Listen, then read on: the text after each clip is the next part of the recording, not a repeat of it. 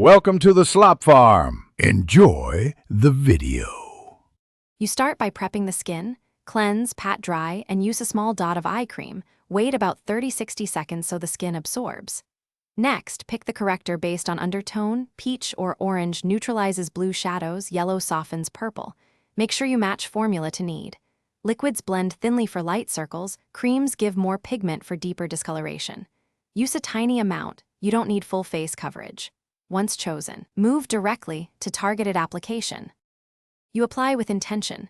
Place 3 small dots, inner corner, center under eye, and outer triangle, never a thick line.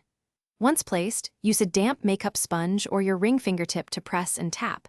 Blend the edges outward, keeping product off the orbital bone as much as possible. The why? Tapping preserves pigment where needed while feathering avoids cakiness. If you need more, layer in thin passes rather than one heavy coat. This keeps texture natural and prevents creasing under concealer.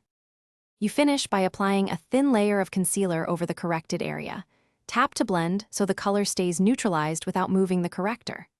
Once done, set lightly with a small brush and translucent powder to reduce creasing and extend wear.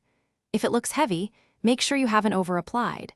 Gently reblend edges with a damp sponge or lift excess with a clean fingertip and a tiny dab of moisturizer. For stubborn excess, remove and restart that small area to avoid buildup. Thanks for watching.